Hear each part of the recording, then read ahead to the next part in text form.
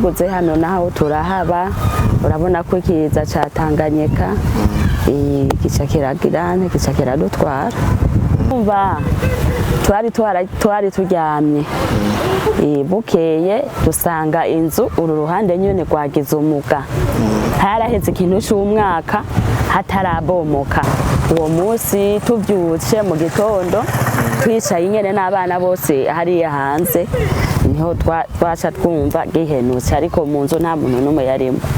Rero Tanganyika rumaze kuduga inzu zikabomagurika kubera bagiye kuba mu ngo zabo bansigaha naciye baciye bagaruka ngaha ku gatumba turabana naciye mfata inzu ndazibira tuvuga umuryango wo hagati ndamuha icumba na saro ubundi ndamuha icumba na saro.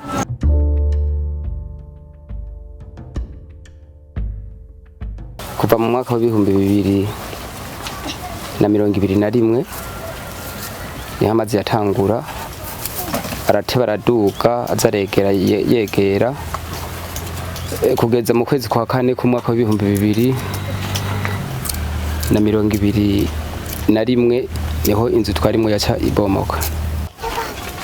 Byacamye bigorana nko ku bana biga kuko umuryango umaze kubura ingene uhagarara neza byacamye bigorana ndetse mbere tutagiye kure bamwe bacamye baheba n'ishure ariko ntivyorose buryo umwana w'umuhungu wamusohoye afise umugore nta kundi vyari kuba na utume uri Murundi urumva carahindutse urumva irasiyo ntigikwira.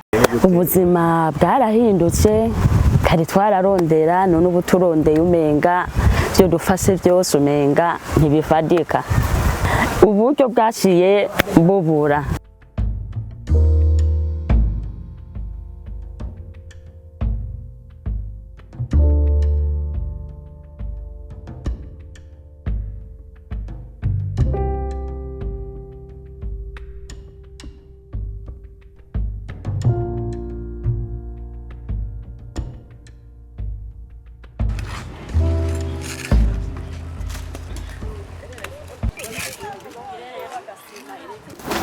Umushinga urahera turaduza amatafari ndamabona ibikorwa ko turi bikuntu hamwe bishimishije.